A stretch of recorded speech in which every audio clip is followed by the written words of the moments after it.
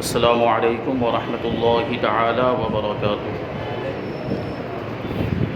نحمده ونصلي ونسلم على رسوله الكريم اما بعد فاعوذ باللہ من الشیطان الرجیم بسم اللہ الرحمن الرحیم ان اللہ وملائکته یصلون علی النبی یا ایھا الذین آمنوا صلوا علیہ وسلموا تسلیما اللهم صل على سيدنا ومولانا محمد معدن الجود والكرم وآله الكرام وصحبه الكريم وبارك وسلم صلاة وسلاما عليك يا رسول الله صلى الله تعالى عليك وسلم۔ عزیزان ملت اسلامیہ، سورہ بقرہ کی ابتدا ہے۔ اللہ تبارک و تعالی ارشاد فرماتا ہے بسم اللہ الرحمن الرحیم الف لام میم ذالک الکتاب لا ریب فیہ ھدی للمتقین۔ الف لام میم وہ بلند رتبہ کتاب جس میں کسی شک کی گنجائش نہیں، اس میں ڈرنے والوں کے لیے ہدایت ہے۔ تو سورہ بقرہ کے بارے میں بیان کیا گیا، سورہ بقرہ کے فضائل بیان کیے گئے،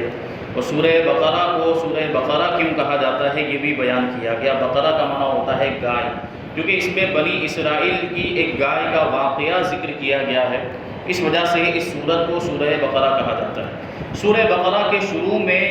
جو حروف ہیں الف لام میم، ان کو حروف مقطعات کہا جاتا ہے۔ یہ سورہ بقرہ کے علاوہ دوسری مختلف سورتوں کے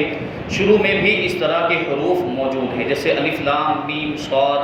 حامیم طٰ یاسین کاف ہا یا عین صاد حامیم عین سین قاف، اس طرح کے جو حروف ہیں انہیں حروف مقطعات کہا جاتا ہے۔ اور ان کے بارے میں عقیدہ یہ ہے کہ ان کے معانی اور ان کے جو مطالب ہیں وہ اللہ تبارک و تعالی اور اللہ تبارک و تعالی کے بتانے سے اس کے پیارے حبیب صلی اللہ علیہ وسلم جانتے ہیں، اور جن کو اللہ تبارک و تعالی چاہے ان کو ان حروف کا علم عطا فرما دیتا ہے۔ تو یہ حروف مقطعات ہیں، یہ اللہ تبارک و تعالی اور اس کے پیارے حبیب صلی اللہ علیہ وسلم کے درمیان راز و نیاز کی باتیں۔ جیسے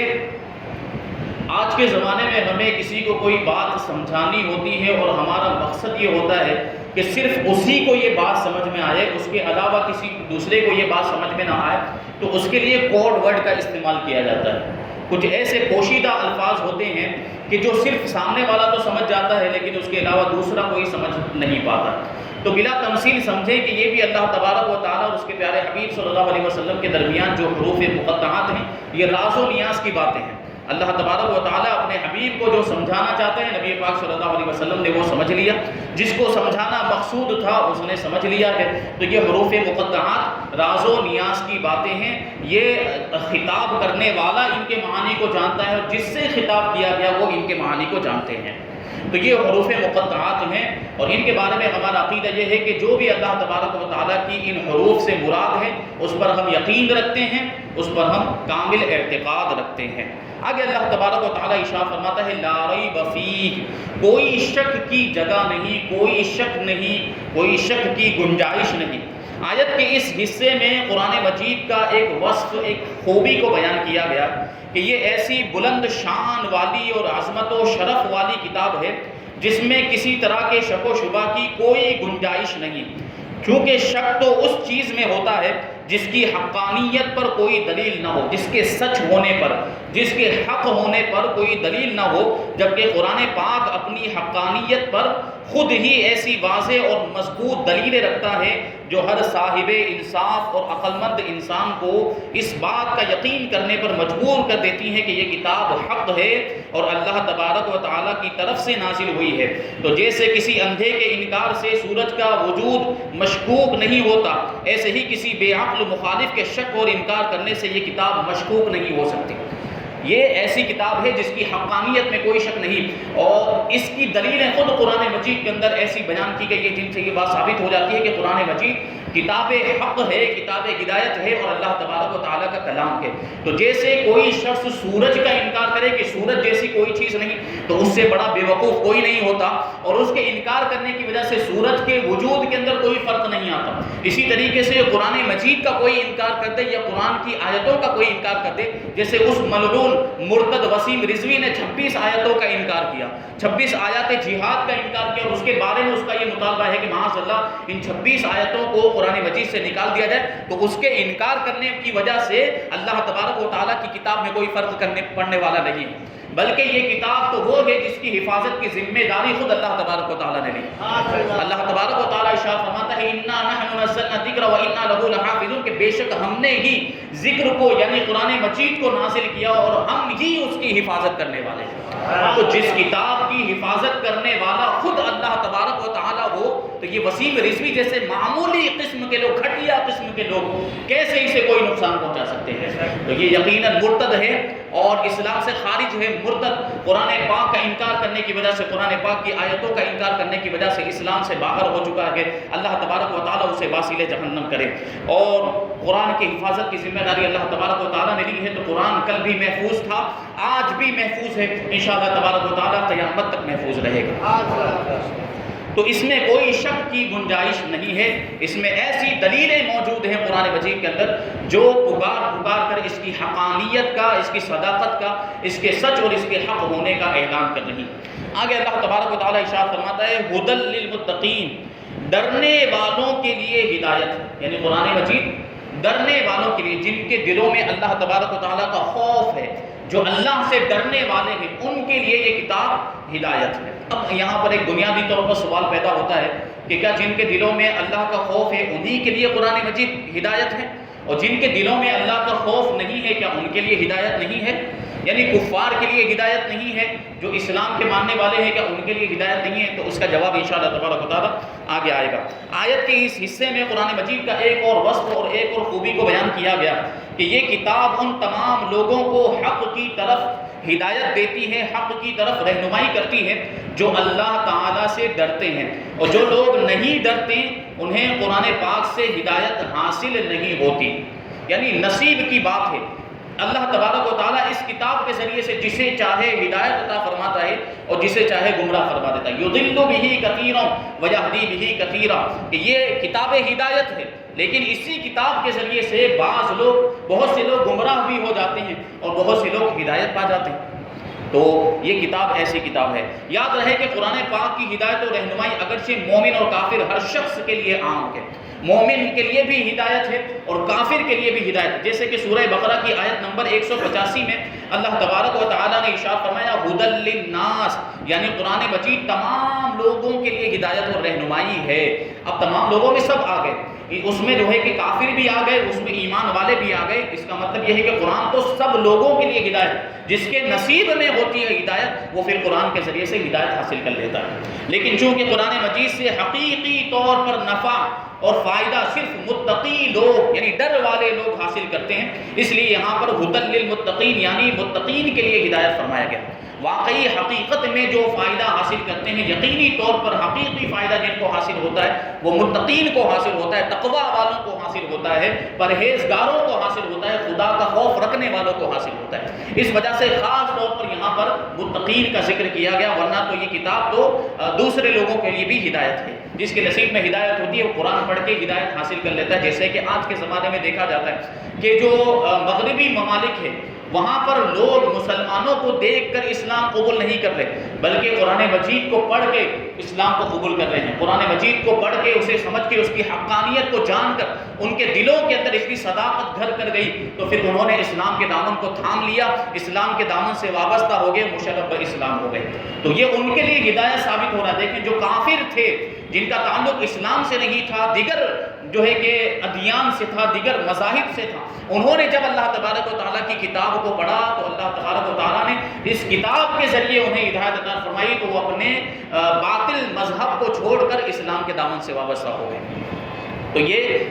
دوسرے لوگوں کے لیے بھی ہدایت ہے، لیکن متقین اور پرہیزگاروں کے لیے خاص طور پر ہدایت ہے، اس لیے یہاں پر متقین کا ذکر کیا گیا۔ اور متقین کا مطلب ہوتا ہے تقویٰ والے، پرہیزگار، خدا کا خوف رکھنے والے، تو اس کے بارے میں بتائیں گے تقوی کے بارے میں، کہ تقوی کا معنی ہے نفس کو خوف کی چیز سے بچانا، اور شریعت کی اصطلاح میں تقوی کا معنی یہ ہے کہ نفس کو ہر اس کام سے بچانا جسے کرنے یا نہ کرنے سے کوئی شخص عذاب کا مستحق ہو جائے، جیسے کفر و شرک سے بچانا، کبیرہ گناہوں سے، بے حیائی کے کاموں سے اپنے آپ کو بچانا، حرام چیزوں کو چھوڑ دینا اور فرائض و واجبات کو ادا کرنا وغیرہ، یہ ساری چیزوں پر عمل کرنا یہ تقوی کہلاتا ہے۔ اور بزرگان دین نے یوں بھی فرمایا ہے کہ تقوی یہ ہے کہ تیرا خدا تجھے وہاں نہ پائے جہاں اس نے منع فرمایا ہے، یعنی اللہ تبارک و تعالیٰ نے جن چیزوں سے منع فرما دیا گیا، اللہ تبارک و تعالیٰ نے جن چیزوں سے منع فرمایا بندہ ان سے بچے، اور جن چیزوں کا حکم دیا ہے بندہ ان چیزوں پر عمل کرے، تو اسی کا نام ہے تقوی اور پرہیزگاری۔ قرآن مجید اور احادیث میں تقوی حاصل کرنے اور متقی بننے کی ترغیب اور فضائل بکثرت بیان کیے گئے ہیں، چنانچہ اللہ تبارک و تعالیٰ ارشاد فرماتا ہے یا ایھا الذین آمنوا اتقوا اللہ حق تقاتہ ولا تموتن الا وانتم مسلمون، اے ایمان والو اللہ سے ڈرو جیسا کہ اس سے ڈرنے کا حق ہے، اور ضرور تمہیں موت صرف اسلام کی حالت میں آئے۔ تو اس میں تقوی اختیار کرنے کا حکم دیا گیا کہ اللہ سے اس طریقے سے ڈرو جس طریقے سے اس سے ڈرنے کا حق ہے، کما حق ہو تقوی اختیار کرو۔ اور ارشاد فرماتا ہے اللہ تبارک و تعالی یا ایھا الذین آمنوا اتقوا اللہ وقولوا قولا سدیدا یصلح لکم اعمالکم ویغفر لکم ذنوبکم ومن یطع اللہ ورسولہ فقد فاز فوزا عظیما، اے ایمان والو اللہ سے ڈرو اور سیدھی بات کہا کرو، اللہ تمہارے اعمال تمہارے لیے سنوار دے گا اور تمہارے گناہ بخش دے گا، اور جو اللہ اور اس کے رسول کی فرما برداری کرے اس نے بڑی کامیابی پائی۔ اس کا مطلب کیا ہوا کہ جو تقوی اختیار کرتا ہے، اپنے دل کے اندر خدا کا خوف پیدا کرتا ہے، تو اللہ تبارک و تعالیٰ اس کے گناہوں کو نیکیوں میں تبدیل کر دیا کرتا ہے۔ خدا کا خوف ہے، اس کا مطلب یہ ہے کہ وہ اپنے گناہوں سے توبہ بھی کرے گا، یہی وہ خوف ہے، یہی وہ کیفیت ہے جو انسان کو اس بات پر ابھارتی ہے کہ وہ گناہوں سے بچے اور زیادہ سے زیادہ نیک کام کرنے کی کوشش کرے، اور جو گناہ اس سے پہلے ہو چکے ہیں ان گناہوں سے وہ توبہ کرے، ان کی معافی مانگے، تو پھر اللہ تبارک و تعالیٰ جو گناہ اس سے ہو چکے ہیں ان گناہوں کو نیکیوں میں تبدیل کر دیا کرتا ہے۔ اولئک یبدل اللہ سیئاتہم حسنات، قرآن مجید کے اندر خود اللہ تبارک و تعالیٰ نے توبہ کرنے والوں کی صفت کو بیان کیا کہ توبہ کرنے والوں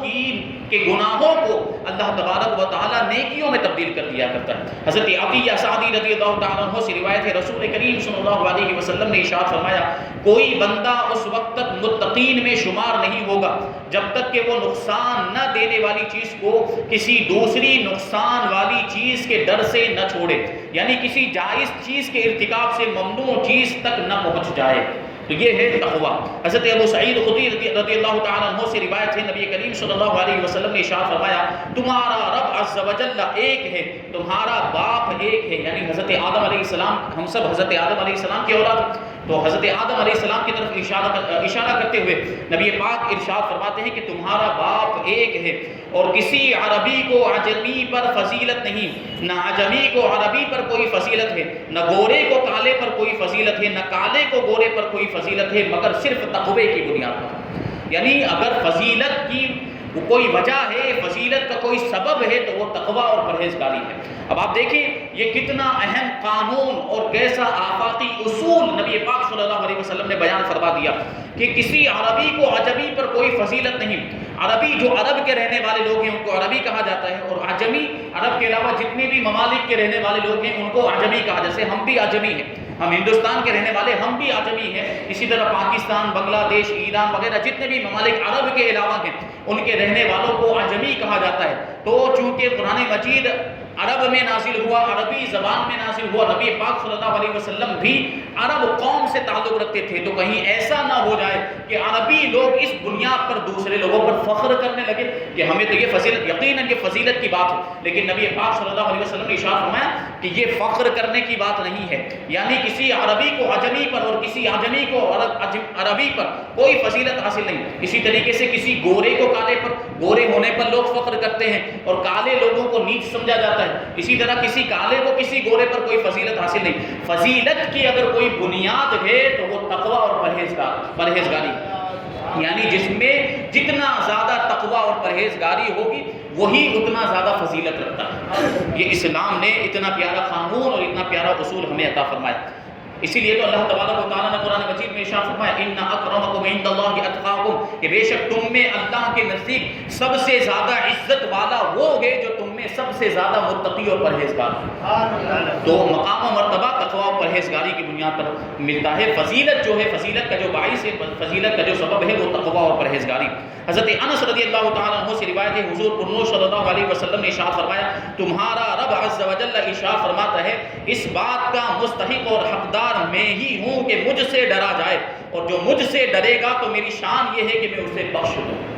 جو تقوی اختیار کرتا ہے، جو اللہ کا خوف اپنے دل میں پیدا کرتا ہے، تو پھر اللہ تبارک و تعالیٰ اس کے گناہوں کو معاف فرما دیا کرتا ہے۔ علماء نے تقوی کے مختلف مرتبے بیان کیے ہیں، جیسے کہ عام لوگوں کا تقوی ایمان لا کر کفر سے بچنا، یہ عام لوگوں کا تقوی اور یہ عام لوگوں کی پرہیزگاری، اور متوسط لوگ یعنی درمیانی لوگوں کا تقوی احکامات کی پیروی کرنا اور ممنوعات سے رکنا، یعنی اللہ تبارک و تعالیٰ نے جن چیزوں کا حکم دیا ان پر عمل کرنا، اور جن چیزوں سے اللہ تبارک و تعالیٰ نے روکا ہے ان سے رک جانا۔ یہ درمیانی قسم کے جو لوگ ہیں ان کا تقوی ہے۔ اور خاص لوگ جو اللہ کے مقرب بندے ہوتے ہیں ان کا تقوی ہر ایسی چیز کو چھوڑ دینا ہے جو اللہ سے غافل کرتے ہیں، جو اللہ کی یاد سے غافل کرتے ہیں۔ جیسے اولیاء کرام کی زندگیوں کا آپ جائزہ لیں تو آپ کو پتہ چلے گا یہ اللہ کے محبوب بندے دنیا سے اور دنیا کی جتنی بھی چیزیں ہیں سب سے جو ہے کہ بے خبر ہو جاتے ہیں، نہ ان کو کھانے کی فکر ہوتی ہے، نہ کھانے کا کوئی جو ہے کہ ان کو احساس ہوتا ہے، انہیں بھوک اور پیاس نہیں ستاتی، کیونکہ وہ اللہ کے جلووں میں ایسے کھو جایا کرتے ہیں